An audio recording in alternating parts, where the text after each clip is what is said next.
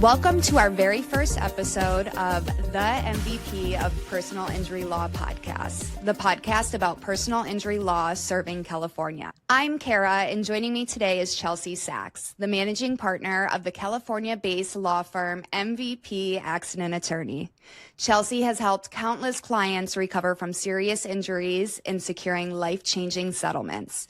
Before we talk about law, cases, or settlements, I want to hear Chelsee's story. How she got here, what motivates her, and what makes her approach to personal injury law stand out.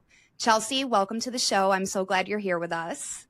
Thank you. I'm happy to be here. Amazing. So let's start at the beginning. A lot of people don't just wake up one day and decide they want to pursue law.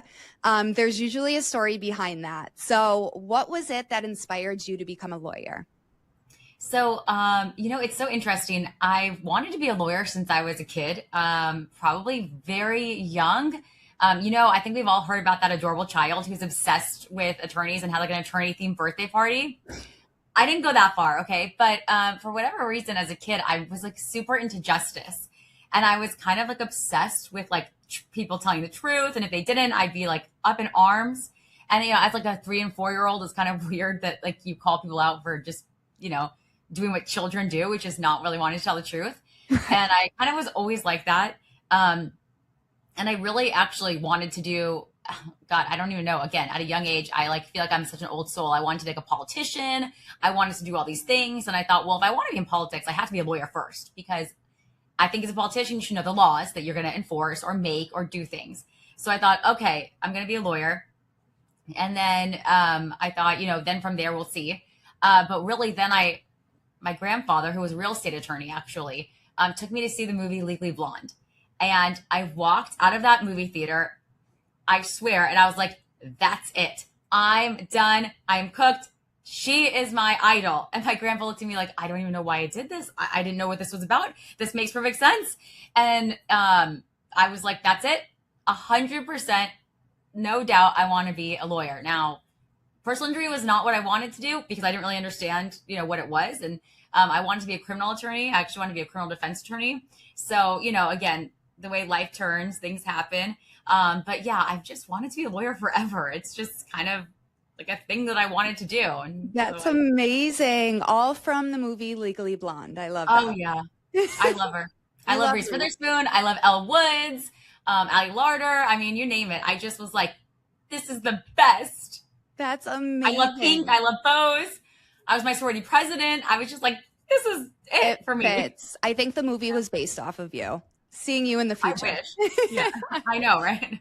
So once you made the decision to pursue law, kind of walk me through that. Where did you go to law school and what was your educational background? So I went to Indiana University for undergraduate, and I loved the Big Ten. I'm actually from San Diego. So going out to Indiana was a journey. It was a huge kind of leap of faith into the Midwest, which is not to say the Midwest isn't amazing. It is amazing. It's that I really didn't understand what 4 seasons was like, and it's so superficial.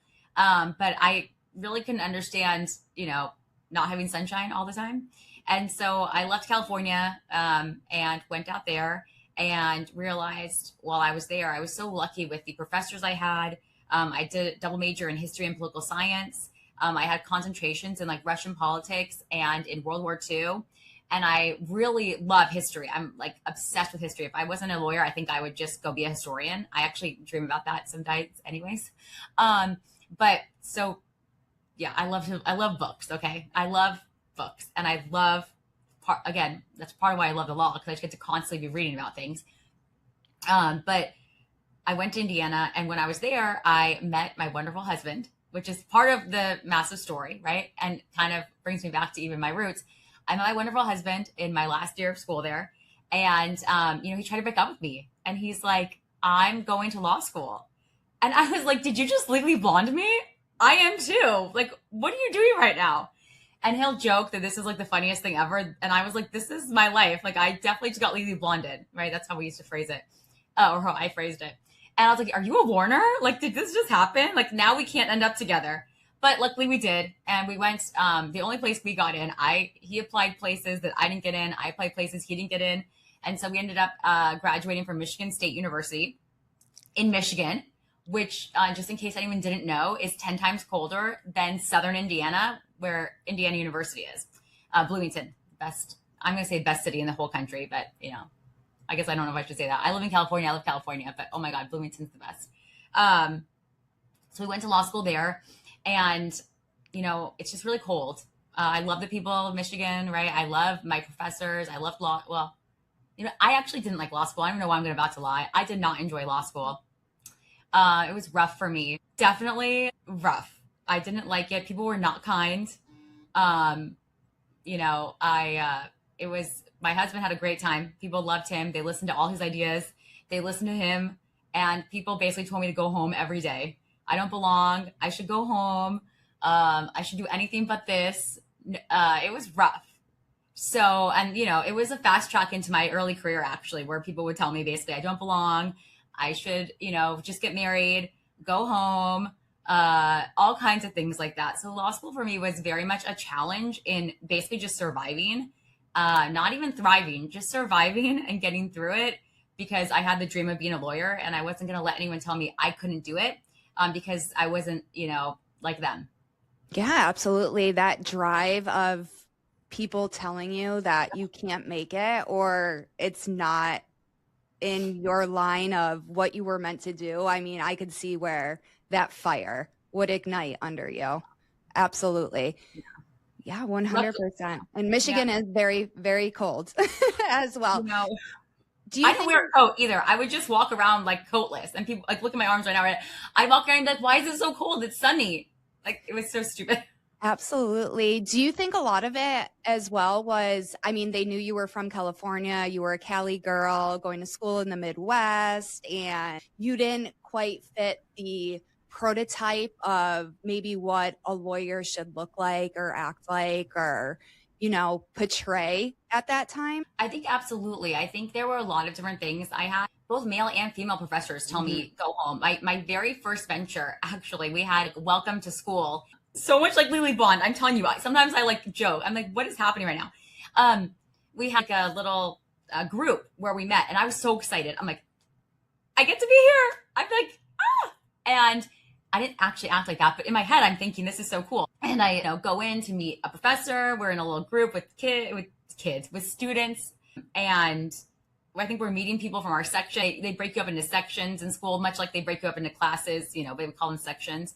And when the professors looks at me and goes, go home, Miss America. And I thought she was kidding. And I was like, oh my God. Like, I didn't know she was talking to me. So I'm looking around. I'm like, oh, I wonder who she's talking to. And she looks at me and goes, I'm obviously talking to you. And I was like, oh my God, what a compliment. First of all, you think I'm that pretty? Like, these Miss America girls are gorgeous. So I'm saying, oh my God. And then like, no, like, I'm serious. And I was like, wait, go where? And she's like, go home. And I'm like, why would I go home? And I'm thinking she means like back to my apartment. Like, did I forget something, like a book? I'm like, they didn't tell me to bring anything. And she's like, just myself, just bring yourself. And she's like, that's not what I meant. Like, you shouldn't be here. Wow. And I'm like, we just sat down. I'm not sure I understand what's happening. Again, fast track that to every single class I ever had, where it was just, I showed up, and I had a pink laptop cover with rhinestones, because that's just who I am. And why am I going to be different? I probably should have dared to not be so different. I probably should have tried to fit in a little bit more, but that's not really my personality. No, I was just constantly told that, that this wasn't my place, that I just wouldn't be doing a good job. I would be doing a disservice to other students who maybe would be better suited for school. I tried to start a bunch of clubs. They told me no. And so I eventually got them to let me revive an old club. I even had to push my way into like a clinic that didn't allow women. And I'm like, it's 2010. Of course you have to allow women. I love that. But with all of the no's that you got in your journey, that you still pushed through it, and it made you the successful boss lady that you are today. And I absolutely love that 100%. And I feel like us as females, we get discouraged when we hear the word no, or we hear that we're not good enough to do something. So it takes a strong woman to persevere through any of that and be a role model to others who are maybe going through the same thing. So thank you so much for not giving up when, Please. that was happening to you. And then, are there any key credentials or certificates that are important for people to know that you received during your time at school or maybe after school? So when I was in school, obviously it was not my favorite place to be. So what I did instead was I thought it would be important to focus on what I wanted to do after school. For me, it was all about practical experience. Mm-hmm. So I was really I did love the offerings of my school, and I loved that there were places that I felt like really fit me. And that was the practical experiences. So I was able to get into a clinic. My professor was possibly one of the best people in the world. Daniel Manville, he actually championed prisoner rights, so violations in prisons. And I know, it's an interesting topic, but there's obviously federal laws that protect people, and he championed that. And so we were able to be involved in it was a clinic that involved students, and we were able to be like student attorneys under his purview. So able to take depositions, able to argue in federal court, really things that I think are incredibly necessary. I understand moot court is so important, but moot court is role play, right? It's role play for your teachers who like you and your friends who like you. And it's role play of who said something, that someone wrote down. I really don't think it's a good lesson. I do think, however, a great lesson is being in front of a federal judge and then telling you, yeah, this is good, or no, this isn't. Or being in front of an attorney general who's much older than you, who has, and by much more experience, right? Who's been in this industry for a long time and who can really hand it to you. And then you have to learn right in the moment of what to do next. It's all about that learning. I was then able to do an externship in a small town called Ionia. And it was really cool. I had to drive like 45 minutes in the snow. I feel like I'm 100 saying that. I used to walk in the snow, but it's true. It's important. It really builds character. Especially when you're from California. I had no idea how to drive. Absolutely. Yeah, that in itself was like, I'm surprised I didn't die every day. Like I'd never had snow boots before. Oh God. I didn't wear snow boots then, hun. I wore heels and I slipped every day. It was a nightmare. Cause I was not intelligent about what footwear to wear. I thought I'd dress and wear skirts. And so I actually was told to wear skirts because, which is fine with me. I like them, but I definitely was told, never to appear in front of a judge in pants several times in my career. So that's a whole different story. But so, I go and they would let us, they let the attorneys or let the students be with actual prosecutors. And we'd get to visit people who are in jail and give them, and work on plea sentencing and certain things. And it was so amazing. I mean, frankly, that real world experience dealing with somebody who has done something that now they have to take personal responsibility for, and that could change their life, but then being in the opportunity to either say, okay, you've made one too many mistakes, or no, you're doing you made one mistake, and kind of going through their future and helping with trials and things like that. I think that really, is the best experience ever. So for me, the accolades that I received and did in law school were really all about those things, about grabbing the experience that I could, about having that real world stuff and not focusing on what I think, in my personal opinion, is what people focus on, which is looking good on paper. I don't need to look good on paper. I don't care about looking good on paper because I need to be good in real life.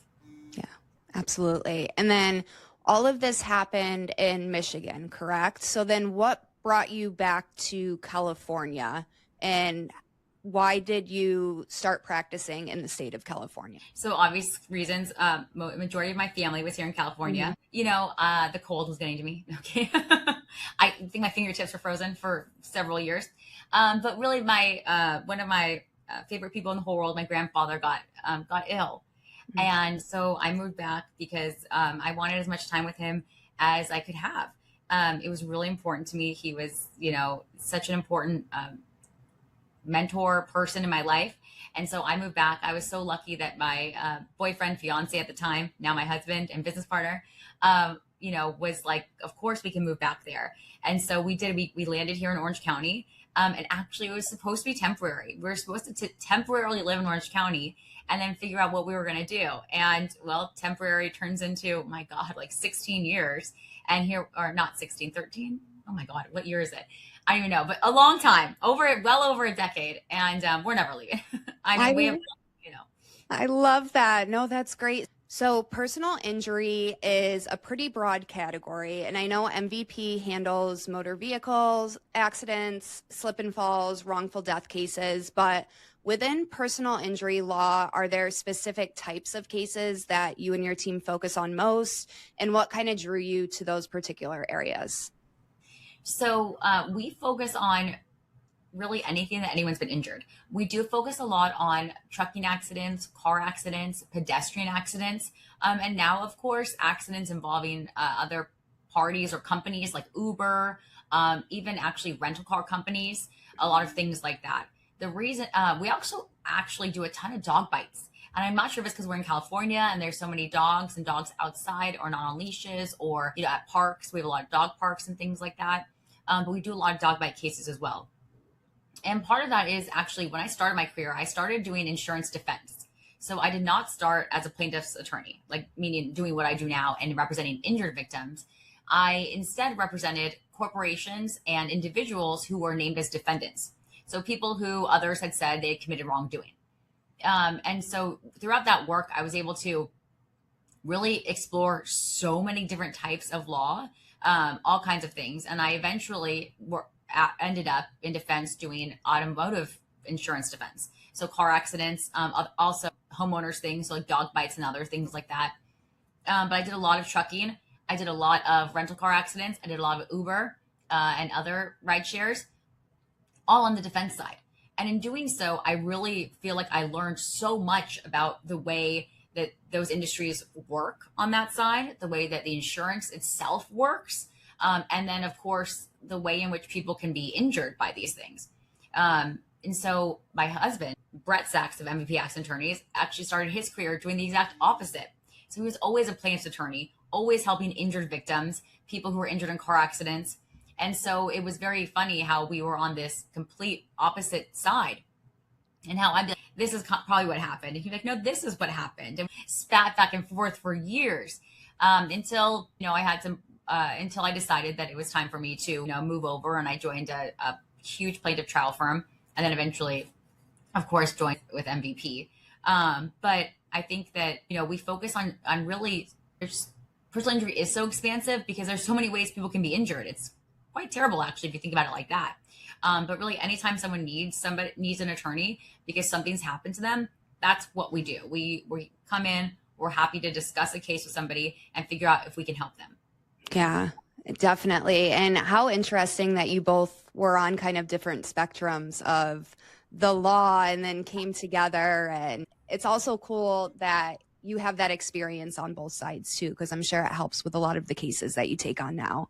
And it kind of gives a perspective of how to handle and move forward in the road path to get to the end. So that's amazing.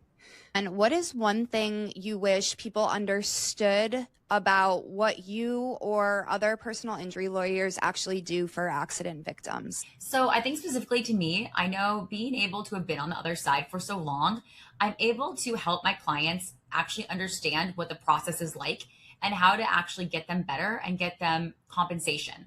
I often tell people, unfortunately, I don't have a magic wand. I wish I did. I wish I could wave a magic wand and make somebody perfectly better after a car accident or any other type of injury. I don't.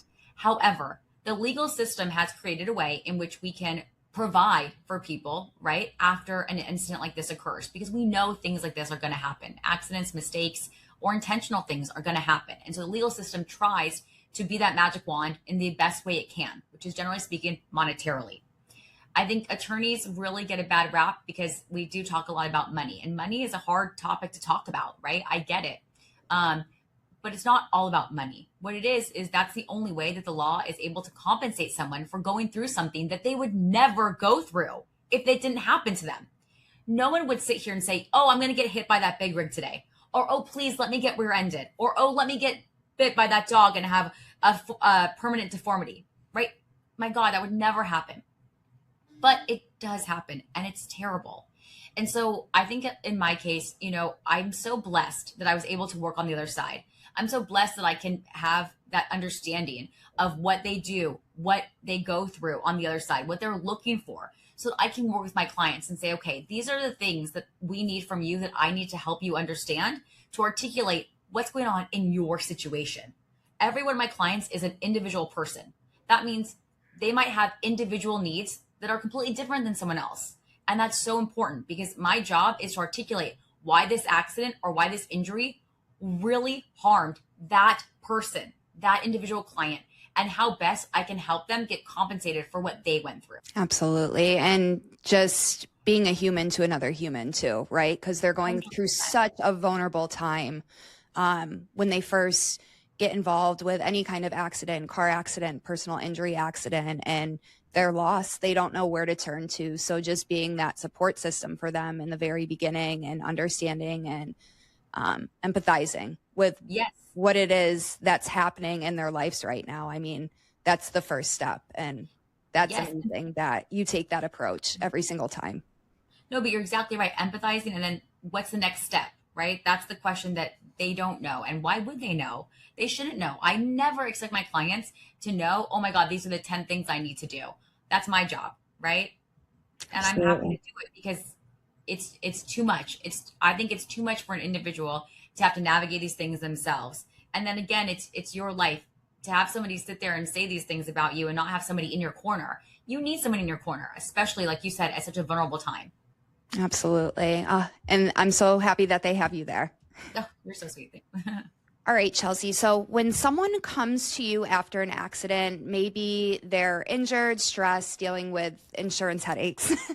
What's the mission behind MVP accident attorneys, and how do you help them through that beginning process? So at the end of the day, we like to say it's personal, not business. And we truly mean that. If we have a client that comes to us and they are navigating all kinds of different things, like you said, insurance headaches, possibly most likely bodily injury. So they're in pain. They are maybe have anxiety. Maybe it's crossed into depression, all these things. Our first primary goal is to put them at ease and tell them that we're in their corner. We've got their back and we're going to help them get through this. Because in that moment, there's so many questions. People's heads are spinning and they don't know what to do.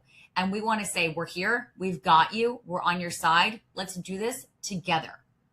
Absolutely. And then what are the core services that your firm provides for them at that time? So obviously when someone is our client, we have what we would call, of course, attorney-client privilege. And I think that's probably the most important thing ever about hiring an attorney is that you do have this privilege to talk to them as openly as possible. And not only that, we require that. So we have contracts with our clients, and one of our main things is that they need to be truthful with us.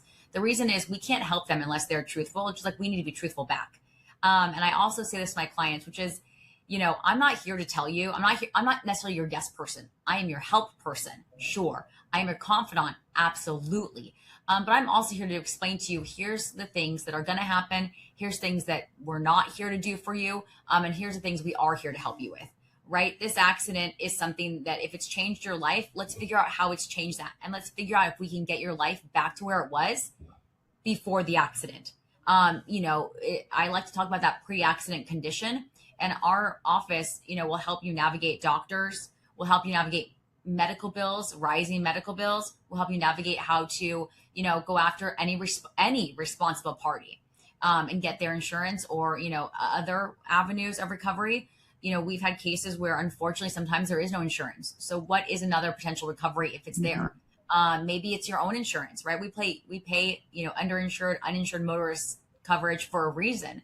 Sometimes that has to be elected. And while that might not be someone's first choice, that might be the remedy that they have.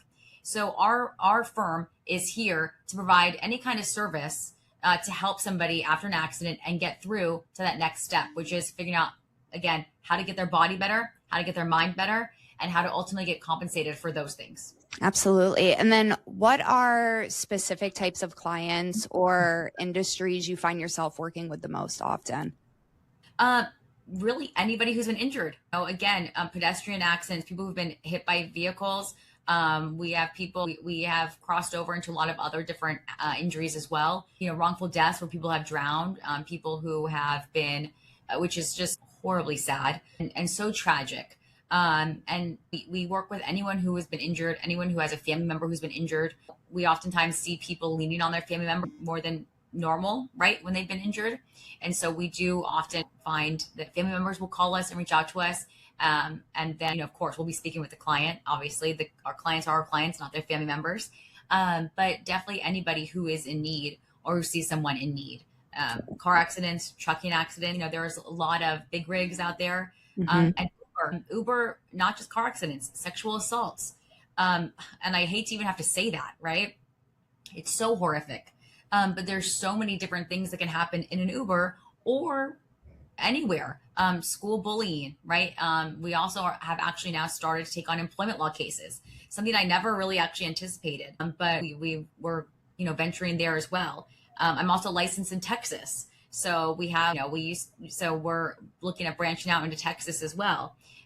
So the fact of the matter is there's tons of accidents happening there with self-driving cars. I think too in San Francisco, other places in California, they've rolled out self-driving cars, Waymos, things like this. Yeah, technology is great until it's not. It's not regulated. I like to say that the law is about maybe not anymore, but it used to be about 30 years behind technology. Right? And with the technology advancing so quickly, there's a lot of loopholes and there's a lot of non-regulation or regulation that doesn't anticipate what technology is going to do. So we find ourselves in a lot of lawsuits with companies like that. It's just kind of incredible. It's ever increasing, if you will, ever morphing. And I like to say, again, anyone who's been injured, if you've been injured in something, call us. I mean, we're happy to figure it out. Most of the time, these negligence rules, these laws, they apply, they're multifaceted. So it's not just a car accident. It can be other things too. Yeah. And you just need an expert on your side to navigate you through all of that. 100%. Absolutely. I love experts. So I'm curious about the strategic side of things. When you take on a case, let's say a car accident with significant injuries, how do you develop your strategy and what's kind of going through your mind in these early stages? So basically every case we develop to go to trial. One of the great things I think I have under my belt is being trained and having mentors who are exceptional trial attorneys. So not only was I able to go to trial as a defense attorney, insurance defense attorney, I was then able to work at a wonderful California trial firm. And again, like I said, I love these people. They're my mentors and learn under some incredible attorneys. So I have this knowledge of trial and of what it takes to succeed in trial, which, by the way, is a very different thing. You can go to trial, okay? And the only person who wins there is an attorney or a judge, meaning it's their job. Clients do not always win in trial. So being successful at mapping out a strategy in the early stages is incredibly important. So every case I'm looking at, okay, what's going on here? What happened, right? What are my facts? And then what are my injuries? Meaning what happened to my client? And now what is my client doing about this, if anything, right? What can they do? What have they done? And what does their life look like? Because at the end of the day, it's their life and they're the person I'm fighting for. And I'm trying to convince a bunch of people at the end of the day why my client was so injured in this accident. Because oftentimes, especially in LA, especially in California, right, people are involved in accidents, rear enders, fender benders, they call them, right? We all know the terms every day. And, we have to understand, well, certain fender benders, certain things can cause different injuries to different people. So why, of course, does this accident matter to my client? And the strategy is always looking at my client, understanding my client, and figuring out, again, why this accident happened, one, meaning who's liable, and two, what happened and how to help my client through it. But always, always, always thinking about the end line, which is if I had to present this in front of a jury or a judge, would we pass muster and how to do that? Because at the end of the day, I want my client to succeed. Yeah, absolutely. And then one of, I think, the big decisions in personal injury cases is whether to settle with an insurance company or take the case to court. So what's your philosophy when it comes to negotiation versus litigation, and how do you approach that decision with your clients? It's 100% case by case, person by person. Yeah. And it really, there's so many factors that go into it. So I don't have this is the perfect formula. But I will say oftentimes you really need to look at your client. You need to look at, again, what you need to pass muster in a court, in a trial, and, what it's going to cost them versus how it's going to benefit them. Again, I'm so lucky that I started doing this not a long time ago, but a time ago, well before Zoom, right? Well before all these things, where we were in court a lot. And doing that, I was able to learn so much about going to court. And it's not TV. I know people, doctors I've heard, they watch those doctor dramas and they're like, oh yeah, that's so accurate. And then every lawyer I see that watches these lawyer dramas, they're like, what is that? That is not even close. Like, can we please? Like, I want to create a lawyer drama. Okay, no, Kara, we can do this. Where they just follow me around for 8 months while I do discovery. Really fun, real fun. And then we get to one court hearing for 20 minutes and I spend 3 hours on the phone waiting for that court hearing and it's done. And they've moved it. Okay, that's real life. So I like look at this stuff and I'm like, my clients come in, they're like, we're going to court tomorrow. I'm going to trial. I'm like, oh, sweetie, if I could get you to trial tomorrow, I would do it. That's not how this works. In most civil cases, it takes time. You have a 2-year statute of limitations. Now, you don't have to, well, most of them, not always. There's government things. So that's a caveat. And yes, of course, you don't wait for 2 years to file your lawsuit, but it definitely doesn't mean that you get to go to court immediately. Even if I file a lawsuit, it doesn't mean that we are in trial. It doesn't mean that you're going to have a resolution. We also don't know what the extent of your injuries are. So I think that when it comes to litigation, people become very, I should say, narrow-minded. And they say things, I've been through this, so I'm willing to take it the distance. And I love that. I appreciate that because I know they believe in themselves. And I want my clients to believe in themselves, right? Just like I believe in them. But I also know the cost it's going to take emotionally, physically. I know that they're going to have to go through years of discovery, written discovery. Then, of course, oral discovery, depositions. Then, of course, there's expert fees. Then, of course, there's medical examinations, sometimes mental examinations. And I know that those costs for the time, for the actual costs themselves, for the experts, these people, can be so great that in some cases, it doesn't actually favor the client. Meaning their settlement, maybe there's an insurance policy and maybe it's not open, or maybe the time it will take is not worth it to them because they have to take off so many weeks of work that now they're so behind. And yes, we can recover from that, but maybe they can't actually afford to recover from that in 2 years. Maybe they need it now. There's just so many different reasons as to why someone might settle versus take it to trial that it is just so case dependent and so personally dependent with my clients. With every client, we have the discussion because they need to know what they're getting into. They need to know what it is. I can't just say, of course, I'm going to take your case to trial. I take every case to trial. Well, of course, it's fun for me, but I'm not the one that's being deposed. I'm not the one that's being questioned. I'm not the one that has to live physically with all of this and go through the ailments of that. And then also the emotional burdens of going through litigation. It's exhausting. And so I always say lawyers for sure when you go to trial, not by the way, financially. Oftentimes we don't win financially at all. I've waived fees, things have happened, things can go awry. Subrosa stuff can come out, things can happen. It's 12 people at least that you're asking to decide something for you. Even my greatest clients, things can go wrong or things can go well. It just depends. But it's not a quick ticket like people think it is. And litigation also doesn't mean your case is worth more than it is pre-litigation or in a settlement. So people often think, well, if I file or if I go to trial, I'm going to get more money. That's possible, 100%. And then a lot of times, it does happen, right? Not a lot of times, I'd say sometimes. But only 2% of cases ever get to a trial. So if you think about that, it's just not as efficient or effective for a client as I think it should be. And that's not to say I discredit our legal system. I am proud of our legal system. I love our legal system. I think it is the basis. It is so important to have a legal system like ours.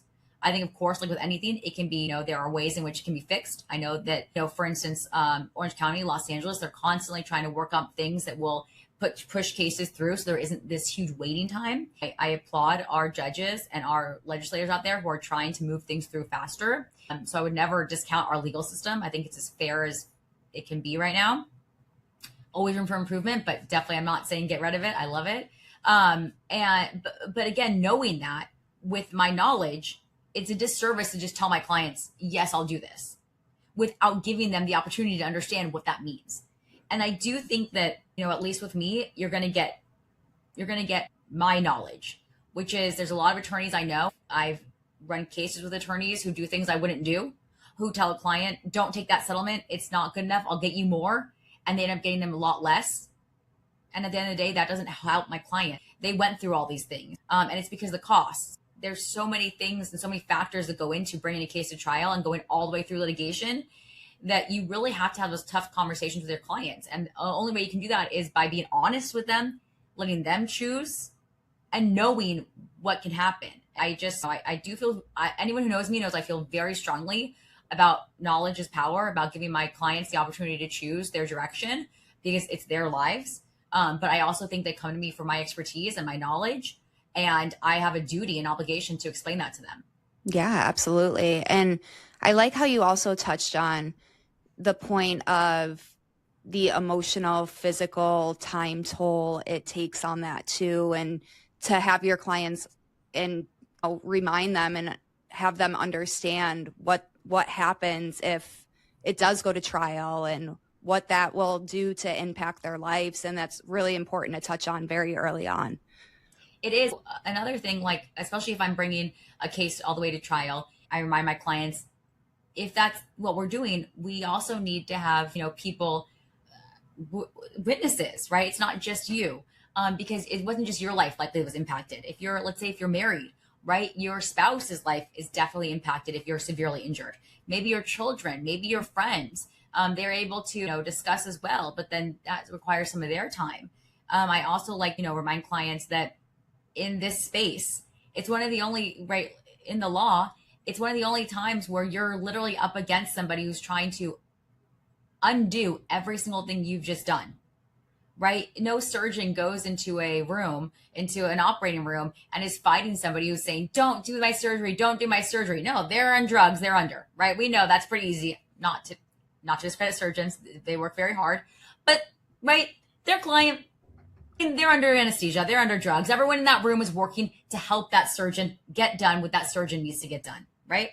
Every lawyer is up against an equally, I think, good lawyer who's trying to say, I'm undoing everything you just did. Not only am I undoing it, I'm trying to be better. It's completely adversarial. That's our system, and it's necessary. But that means that adversarial nature doesn't just come to me, right? I can take it. Fine. Come at me all you want. Mm-hmm. It hits my client, and they're not used to that. And I think that toll is a lot more than people expect, and it's tough, and they might not want to go through that, and that's okay. And so, yes, then a settlement is better. And it's not to say that they're getting less. It's to say, because again, you can go all the way. You can even get more money in trial, but technically get less money in your pocket because of the experts and the cost and the time. You have to pay jurors, right? Of course, you pay jurors for the time. You have to pay for exhibits. You have to pay for all kinds of things. So it's just at that point in time, it does become a real understanding of what would you like to do to our clients. And here's what we think we can do for you. And what you either yes, and we move on from there. And that's why I say it's just so personal in nature for our client. Wonderful option. I love mediations. Those are great because you do get to be in front of a neutral. You do get to tell your story. And you really do get to make sure are getting what you need. So here's a bigger question. How do you define success for you and for MVP? What does a successful case look like? And is it purely about the settlement amount and the verdict, or are there other factors that play into that? Well, I think for me and for MVP, it's not about the money number. It's about our clients. It's about our client satisfaction.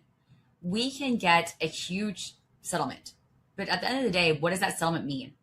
And I think it's really difficult. I think in this line of work, success, I think, is such a difficult thing to measure. I'll just tell you straight up, I don't think I ever feel successful. The reason why I don't ever feel successful is truly because if somebody is, let's just say it's a large settlement, let's say it's a huge number, there's somebody on that other end that needs that money for something, and that's likely to take care of themselves for the rest of their life. Or they've lost something that you can never get back, like a person, right? A child or a parent or a sibling or a spouse.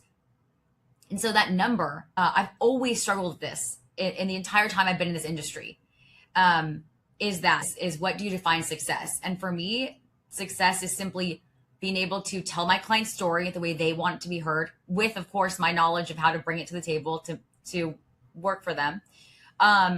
And making sure that they feel like they have been heard and that they get some compensation for what they've been through. Because again, I don't have that magic wand to take back what happened to them.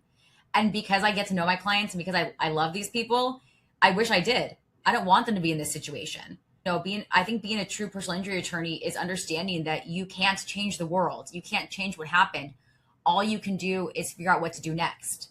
And I have this saying, and it's, you can't change the cards you were dealt, just how you play the game. And every day I live by that because it's true. And I think that's the success in it. It's saying, okay, these cards were dealt. How are we going to play them? Meaning, how are we going to play them to make it so people aren't depressed or less depressed than they could be, or so they can afford the medical treatment they need to live? So I think it's a very difficult question for me personally. I know that people can define it in millions of different ways, and I'm sure there's people who are better at describing it than me. But at the end of the day, for me, is my client happy? And I know it's hard for them to have happiness, but does my client feel like good about the situation we've ended with? And if they do, I feel successful.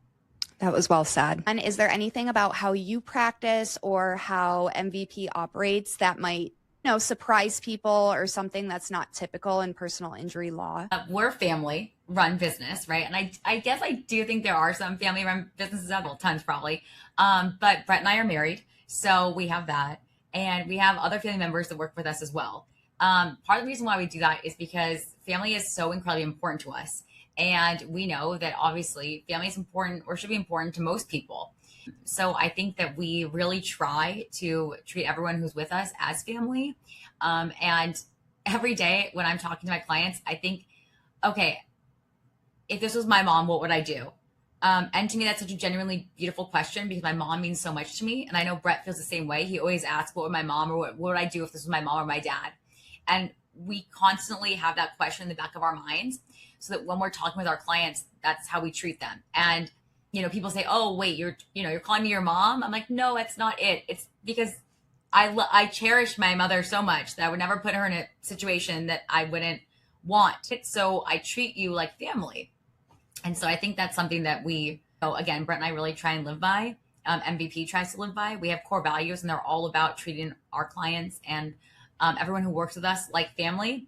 And we just are really obsessed with relationships. We're familiar with relationships like that. And so to us, that's just how we try and run everything. You can see the MVP. It's a team mentality. Like, we just like that. We like people working together, coexisting, and working for a good place. And I think a lot of personal injury firms are very solo.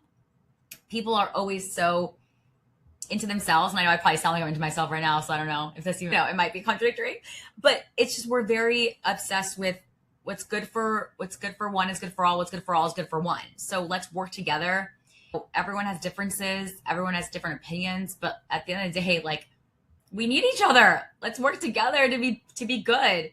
So that's how we feel. And I think that, again, I think it's very different than your typical personal injury law firm, because we're not just one person, and we never want to be one person. And Brett, I know when we named it the firm MVP Accident Attorneys, that was part of the reason why. He never wanted to be just, this is me. I'm this solo person, because he said, I'm always going to be with my wonderful team, and I want my team to be showcased. So much like a quarterback of a football team, they're a team. And so I think that that's probably something that people don't realize about us, is we are crazy obsessed with our team. And that's everyone who works around us, with us, and our clients, because they're part of our team too.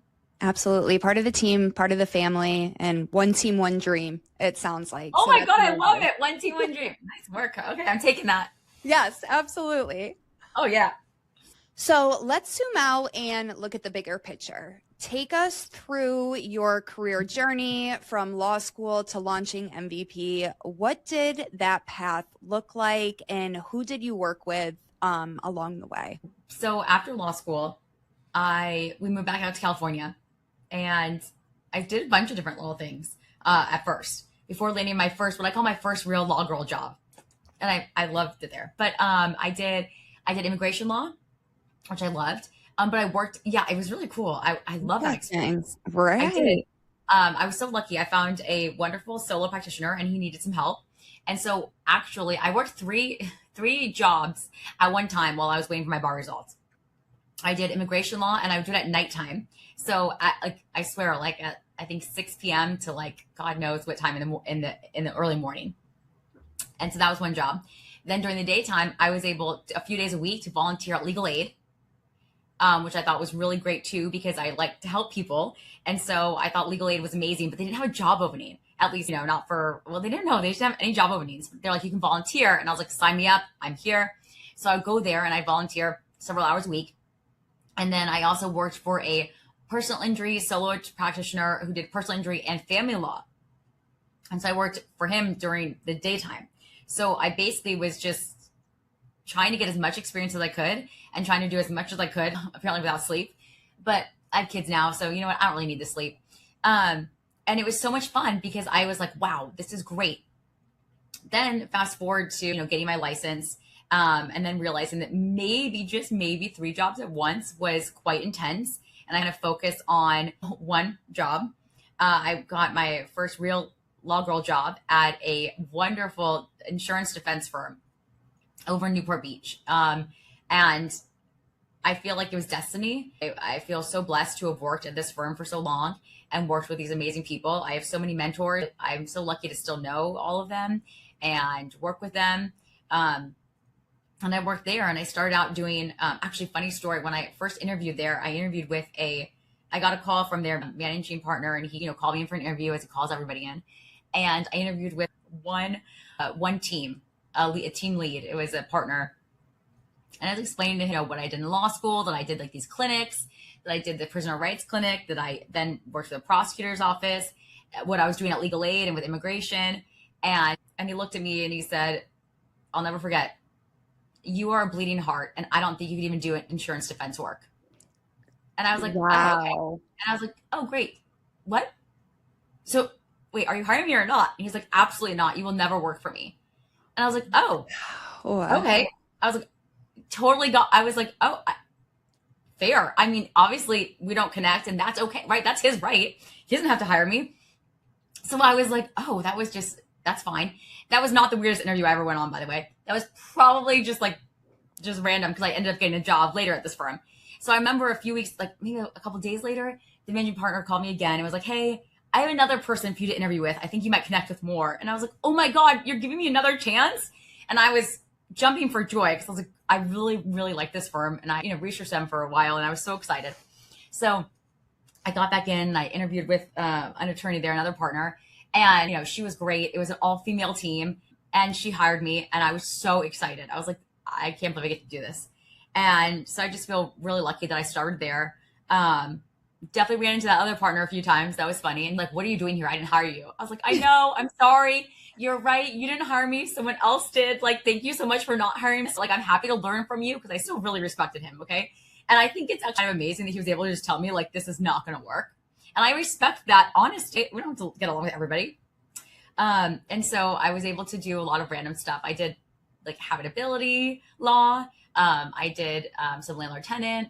I did, construction defect, which I love. I mean, I did all kinds. Basically anything and anywhere they needed somebody. I was like, I'm a volunteer, right? I was just like, I was just like, I'll do anything. Throw me in, coach. I think they got 6. I think at one point they even said like, can you not, like anyone but her want to volunteer? And I'm like, I don't know, I'll do it. And it's a joke, now, but I loved it. I was just like, I don't care. I'm early in my career. Yeah, put me in. I'll learn. I'll research anything, any special project. I'll do it. I just had a dream, and the dream was to just be an awesome lawyer. So I think that like ridiculous attitude was fun because I really got to do all kinds of different things. And then I ended up working with other partners, again, working with some just amazing people, finally leading me to do insurance defense, personal injury, able to work on those cases, able to start doing work with rental car companies, with rideshare companies, individual defendants, all kinds of stuff. I did some assault cases, sexual assault cases as well. So I did some very interesting other like third-party assault cases. So all kinds of injuries I started getting into. And it was just so, I loved it. I thought, wow, I didn't realize on insurance defense I could do these types of torts, like these types of injuries. And at the same time, my husband was a personal injury attorney working on plaintiff side. So he was doing only plaintiff work. And so it was very funny, the dichotomy. Our families will tell you that being at the dinner table with us was a disaster because we would constantly be bickering. And we're lawyers. I've got a big personality. He's got a big personality. And who was right? Always me, but I'm kidding. But our families hated it. They were like, God, this is so annoying. Can you guys stop talking? And we'd be like, what do you mean stop talking? We're having so much fun. So we loved it. We were bickering constantly, but about cases, not cases, but because we obviously this is our love language. This is what we do. This is just us. It was just funny. We would just bicker about all kinds of things, and they hated it. And I swear they didn't see us for years because they didn't want to deal with it. Or we didn't see them because we were working. I'm not sure. We didn't see our family for years, let me tell you. And then one day I was lucky enough to be called upon a wonderful plaintiff trial firm and was able to get a position as a trial attorney with an incredible mentor that I have now, multiple mentors actually. So I just got to carry on my wonderful journey into a different firm. They were a huge trial firm in Beverly Hills and all over California. And I just got so lucky. And then they had a office here in Orange County that I was able to work with as well, with an amazing partner, again, another one of my mentors. And so I transferred to the plaintiff side, the light side, they call it. So when I transferred there, a few of them were like, oh, you were on the dark side. And I'm like, are we in Star Wars? Is that what this is a reference to? But yes, I enjoyed the dark side. And then I came over to the light side. And now I couldn't go back because it's different. But I love the fact that I have the ability to know certain things, the way the insurance works. Mm-hmm. Also, I do think that, and I'll say it, and I love all my peers and colleagues who started on plaintiff side. I think being able to understand what defendants go through is incredibly important as a human being. Not all of my clients were terrible people on defense. Not all my clients on plaintiff are angels, right? We have people on both sides, and the system is great. The system does what it's designed to do. Everyone's a human on each side. Well, unless they're a corporation, but technically, we can get into that. That's a whole other thing. But I won't go there. But especially with people, you have to remember, certain things. And that humanity, I think, leads to better results because you treat people better. I have a defense attorney right now, and I've had many defense attorneys, many plaintiff attorneys that forget that we're human beings, that forget, I think, the professionalism of being an attorney as well. And it's very, it's insightful to see the inability of people to understand that we are trying to help people at the end of the day, that's what we're here to do. And helping people isn't constantly bickering to the point where these clients are suffering, right? We don't need to hurt underlying people just because you think that you're getting ahead, right? Mm-hmm. So I think that it's definitely taught me civility is really the word. Civility, it's professionalism, working on both sides. And I love that because I see that missing in a lot of places. And it's really hard to watch. It's sad for me to watch because I think if you guys just knew, if you could just bridge that gap, it would be beautiful. And I've been on panels about that with some of my other colleagues who we feel the same way. Unfortunately, not all of us feel the same way on both sides. Yeah. And it's really important to be a professional and to be civil. And, you catch more flies with honey than vinegar. And I think that's so true in law. And you can be a zealous advocate without being a complete a-hole. Yeah, 100%. And I know over the course of your career, I'm sure there's been cases that really stood out to you, but what are some of those cases or achievements you're most proud of, and not necessarily your biggest highlights, but the ones that have meant the most to you personally? Oh, I think definitely. I like that replay in your head. Mm-hmm. I don't know. I'm like a kind of like a constant warrior. So I Mm-hmm. constantly worry, or I'm one of those people who says something and thinks about it 10 years. Why did I say that? At 3 a.m. I'll wake up and be like, why would I have said that 3 years ago? So I definitely have those cases. I think the ones that meant the most to me personally are the cases where I just connected so well with my clients and felt so deeply for them. And some of them turned out very well. Some of them turned out not as I maybe imagined, not because of anything we did, just because of, the situation. Most of them turned out well, of course, though. I can remember a defense case I had where it was a young boy who was actually who was a defendant. And it was really it was a rough case for me because he was younger than I was. And I was young at the time, right? I was young. I was a brand new lawyer. And it was the plaintiff were not the civil ones I was talking about. And it was very tough because a kid made a mistake and he was owning up to that mistake. And I was incredibly proud of him for owning up to the mistake and trying to fix it, the way the law can monetarily. And, I felt like we were doing all the right things. And it was so tough how hard they tried to truly tarnish him. And I didn't appreciate that. And it taught me, on this side, how to be and how to be against civil and again, to figure out what we're fighting for.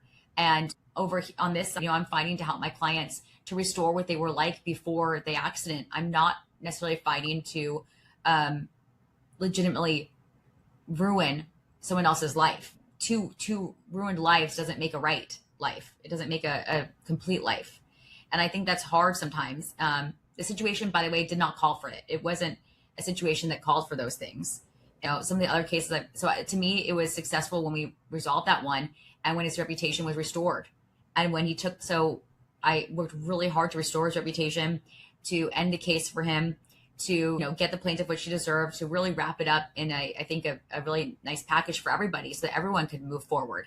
And so I think that was still to this day, I think one of my favorite cases, if you will, because I really think it was so challenging and it ended up being so great. And another case on defense that was so challenging, the plaintiff's attorneys even filed a lawsuit against me personally because they were mad at me. And they tried to get me fired probably 7 times. They'd call my boss and tell him to fire me because I wasn't playing the game they wanted. That's not how this works. Wow. And they ultimately ended up suing me in the lawsuit for an incredibly ridiculous reason. And it took months because the way the court system works, I tried to get out of it very quickly. But it took a few more months than I thought. And the judge finally was like, what in the world is going on? And I'm like, I told him what happened. And he was like, this is absurd. Like, he sanctioned the attorneys for doing that because it was entirely inappropriate. At the end of the day, those attorneys were there and they were not civil, right? They were doing things that were just incredibly obnoxious and egregious. And it took years for them to be sanctioned for what they did. It took years for me to wrap that case up for my client. Once I ultimately did, they felt relief. They felt they could breathe again. They could live. So that's a huge one. And no, on this side, on the plaintiff side, I think I told you it's so hard, the success, because people are injured at the end of the day, no matter what I do. And so for me, it's, do they feel confident in moving forward? Do they feel like their voices have been heard? Do they feel like they have the monetary means or any other type of means to be able to take care of their medical care, to be able to afford maybe the emotional care that they need? If they do, then I feel absolute success. And I feel like we've done what we set out here to do, which is to help them move through what they've been through, not get over it, right? Because you're never going to get over a life-altering situation. But can they move on, move forward? Is there maybe something that we were able to do for them that they now couldn't do beforehand and now they can? So it's just I feel successful too when we change things. Like there's intersections that are dangerous. And when we get to fight cases and then we see eventually they put up a stop sign or they put up a street light or they put something up in those places, I feel like, okay, look at what we did. We were able to make a change that now, and our clients feel that change too. I've had clients, text or email later on and say, look at what we did. And it's so beautiful because it's a continuation. Or I've had clients reach out, when they maybe couldn't do something for so long. And then, they tell us, oh, look what graduation I was able to attend. Before I didn't think I'd be able to come here. Or I had a client who she couldn't wear a regular bra. And as a woman, and she couldn't wear heels. She couldn't wear normal heels and she couldn't wear an underwire bra because she had such back and neck problems. And it was devastating. It took us like 3 months to figure out where her depression was coming from. And it was coming from the fact that she didn't feel like a woman. And, it's one of the hardest things. I felt so badly for her. And I was like, let's try and figure out how we can do this. And eventually she got the treatment she needed. She recovered so well that now she's able to wear the shoes and wear the bra. And now she feels confident. And like, that's incredible. I love that. That's something that I put myself in her shoes and I'm like, oh my God, what an everyday thing we get to think about that I take for granted, first of all. And now how amazing that it was such a tough road for her, but that she's now recovered enough to get back to there. And now she feels so confident and probably even more confident than she did before because she realizes what she could lose, right? So I don't know. It's things like that make it so this job is amazing. And and constantly worth doing. Yeah, all of the long hours and all of the effort that you put into all of it. It's definitely sounds so rewarding at the end of the day. And so also humbling as well to see what other people are going through. And then, like you said, putting yourself in their shoes and recognizing where they're at that point in their lives, and not so much resolving their issues, but allowing them to move forward in life. Super, super important. Yeah. Awesome. And if we didn't have this, I just can't I can't even comprehend what people would do, what people would do. It's just, I think, again, personal injury attorneys get a horrible rap. I totally can understand it from one perspective, but I really think that it's an unfair generalization. Yeah, absolutely. And then I know a lot of attorneys have plaques on their wall, but are there any recognitions, awards, or honors that have actually been meaningful to you? The ones that, you feel reflect the work that you and your team are doing over at MVP? So we're very lucky. A number of us have been named as super lawyers. Woo! Yes. Keep the crowd around fun. And to be fair, all of our accolades hang in our front lobby. I like them there. I like that our clients can see all of them. I love all of that. So it's so funny. I think that the accolades are incredibly important, right? We all want to be recognized for what we do. But I do think that part of what I love about MVP and part of what Brett and I and our team try and build is not necessarily what we can do for other attorneys to recognize us. Does that make sense? Because all those awards are other attorneys to recognize you. And while I appreciate my colleagues more than anything, and I love their perspectives, and a majority of them are my mentors, I really think that the accolades that I look forward to are the ones that come from our community. So we're very community based. We have a number of charities that we give to. We have a number of other types of community resources that we do. And we have a number of teams that we sponsor, like youth sports. And so those are actually the ones that that I look forward to the most when we come in the office. I like to see the team pictures of the team we sponsored in softball, or the high school football that we sponsored. And the thank yous there and the awards for those things, or becoming a member of a community group. I think those are so important to us, because that is like the real life changes that we can make. And me saying, I'm putting my money where my mouth is, and it's not, into another lawyer group, it's to our community at large, which is going to benefit way more. Yeah, absolutely. And to kind of just piggyback off of that answer and touch more on the legal community, how do you contribute to the legal community? And whether that's mentoring, teaching, writing, are there ways that you're involved beyond your day-to-day practice? So I think right now, Brett is really involved in CAOC, which is our legislative body. We were members of OCTLA, which is Orange County Trial Lawyers Association. Also, Orange County Trial Lawyers Charities, which was started. We've started it with a number of wonderful people several years ago. And we love, again, to give back to charities, to be a part of CAOC, of course, all of our local bar associations.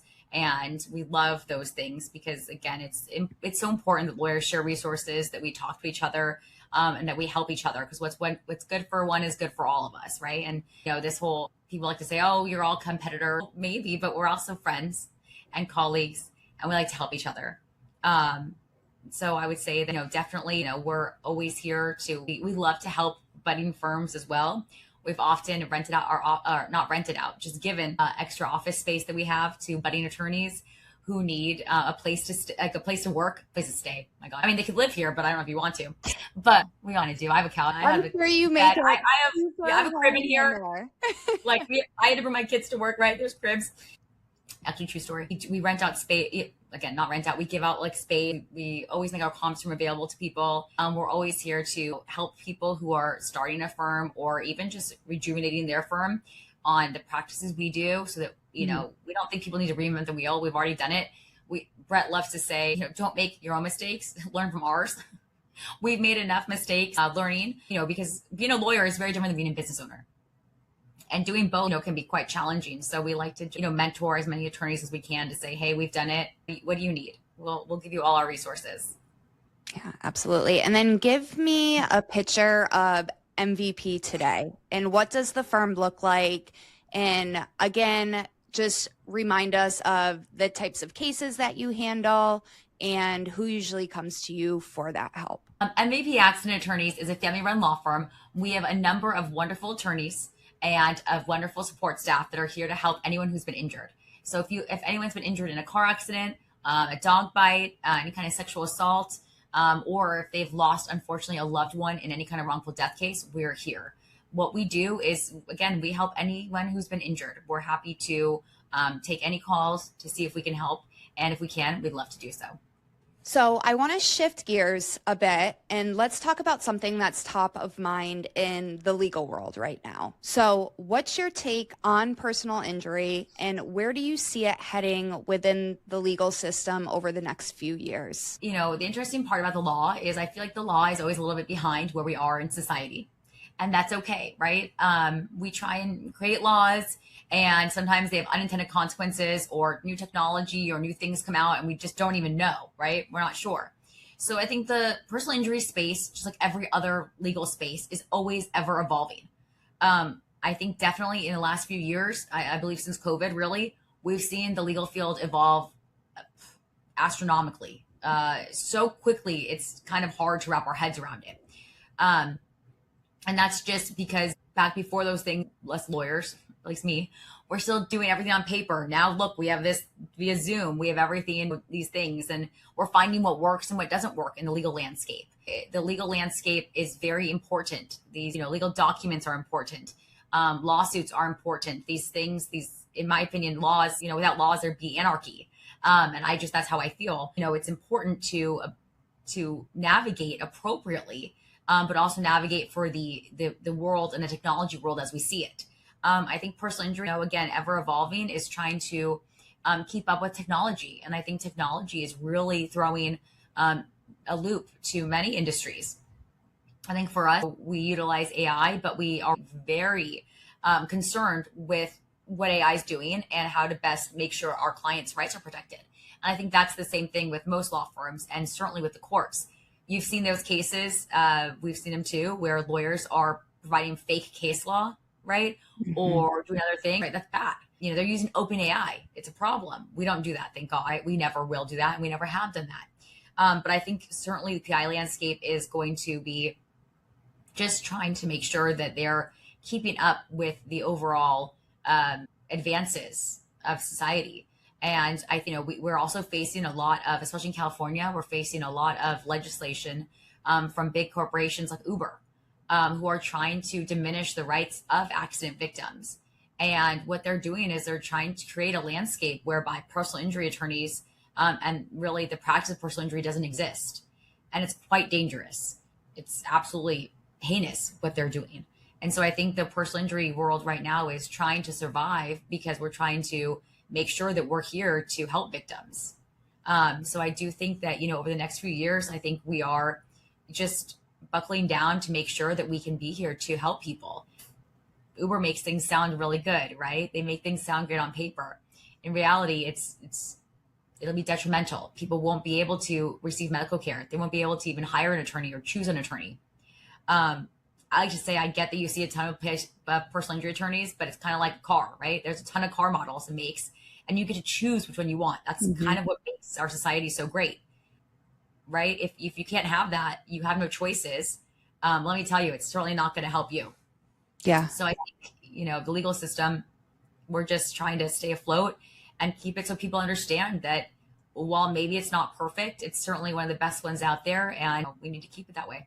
Yeah. How important is client education and legal awareness to you? And what role do you feel you play in helping people understand their options before they need a lawyer? Client education is huge. I think as attorneys, we're confidants.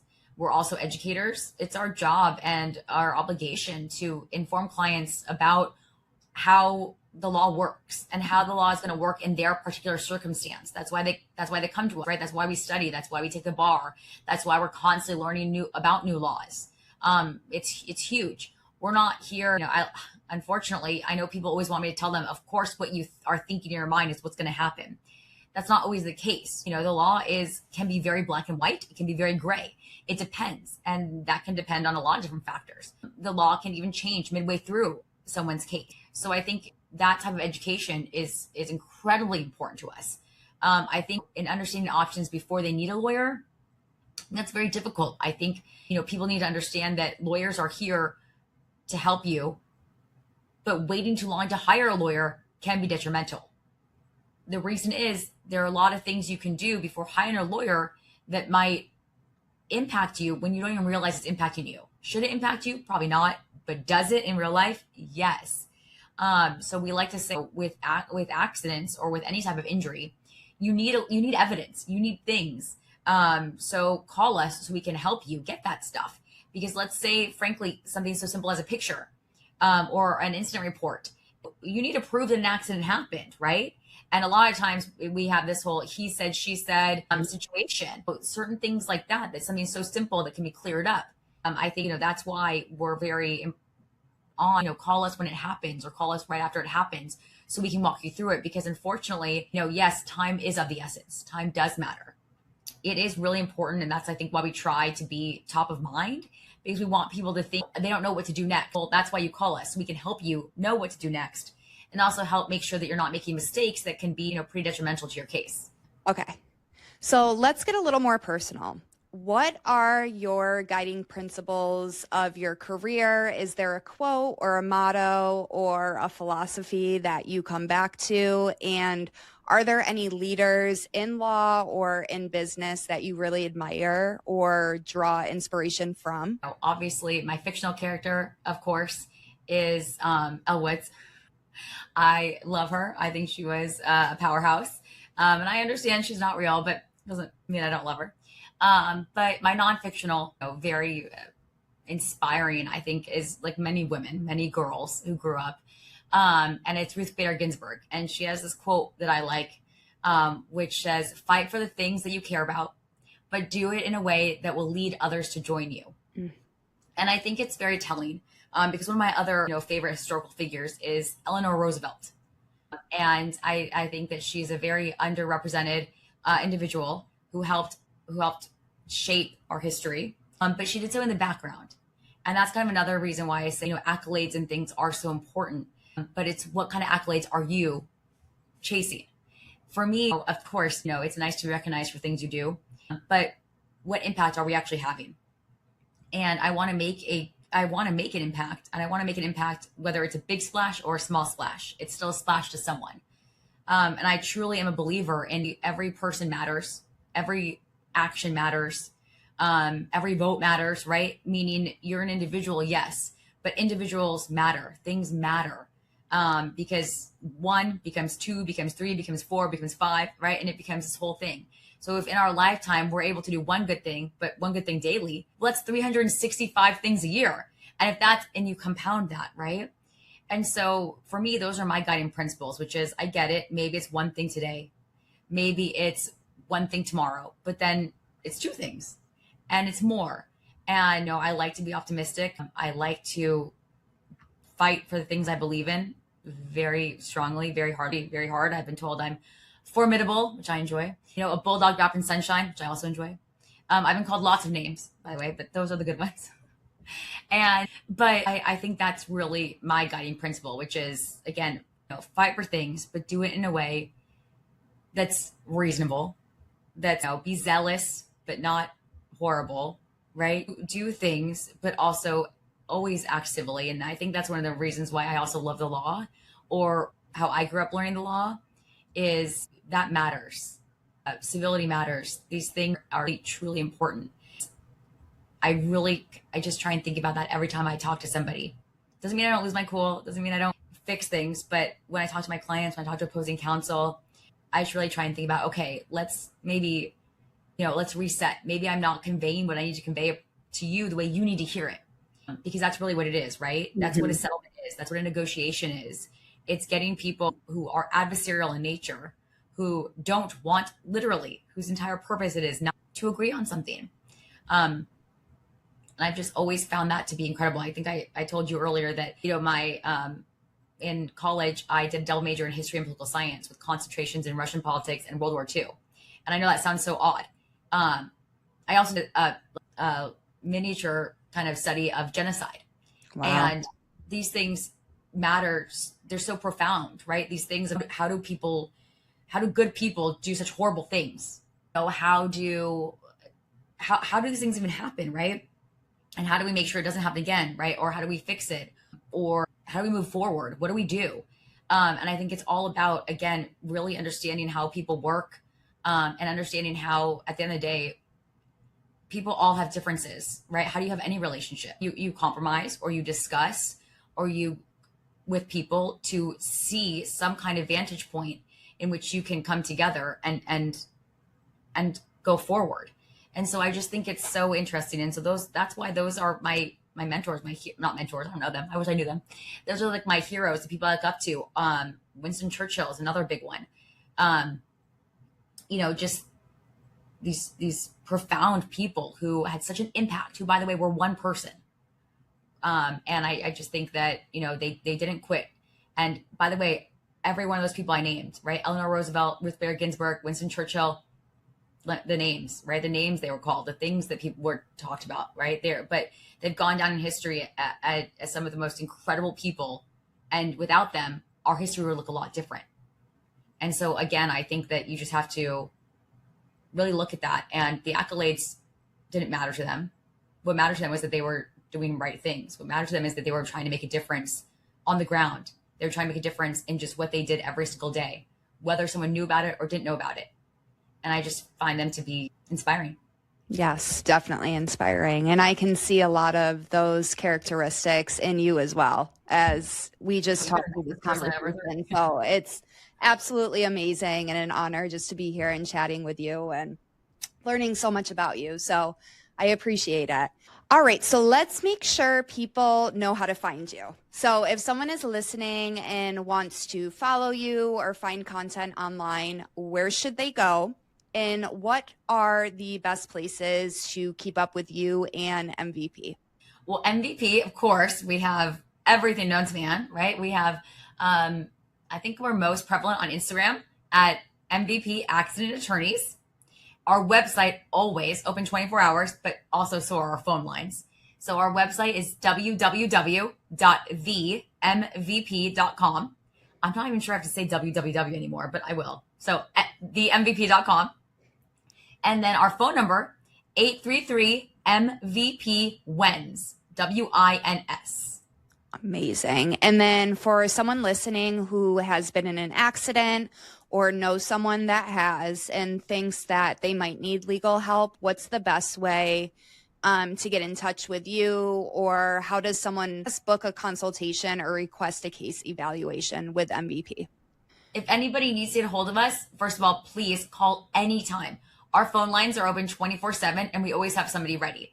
That's 833-MVP-WINS. Otherwise, if you don't want to call, we totally understand. You can go online and we have forms that you can fill out right there and we'll give you a call back at themvp.com. Amazing. And then I know a lot of people prefer virtual options now. So do you offer remote consultations and can clients work with you without having to come into the office? Yes, we are completely technologically advanced, we like to say, and we can absolutely do anything over the phone. We can Zoom or FaceTime if you'd like. And of course, virtually on our website, that's why we have these forms. You can give us all your information. You can upload things if you want to as well. It's all secure. I do know it is definitely secure. But yes, we even can communicate via text, anything you want. We totally get it. We understand that oftentimes too, people do this stuff in the nighttime. And so we're always available 24/7. We're never not open. Holidays, whatever it is, we're here because we also understand accidents happen at inopportune times. So please call us anytime. Chelsee, this has been an incredible conversation. Before we wrap up, there is just one more question. What motivates you to keep doing this work and fighting for your clients? I think our clients are amazing people. And I think every day when I meet somebody who has been injured in some kind of situation, I want to help them. Injuries are so difficult. Navigating them by yourself is almost impossible. And I recognize that because frankly, I wouldn't want to do it alone either. I'd always want someone on my side, in my corner. And that's what we strive to be, are people that are on your side and in your corner to help you out. So I think too, just having kids, I want them to be proud of me as well. I want to show them that you should make the world a better place. And however you believe you can do that, whatever your strengths are, you should utilize them. And if we all do that, we can hopefully make the world a little bit better. I love that. And for anyone listening, if you or someone you know has been injured in an accident in California and needs expert legal representation, Chelsee Sachs and the experts at MVP Accident Attorneys are here to help. You can reach them at themvp.com. That's themvp.com, or call them directly at 833-MVP-WINS. Again, that's 833-687-9467. Thanks for tuning in to our very first episode of the MVP of Personal Injury Law podcast. Check out the show notes and any links for resources, and we'll see you next time.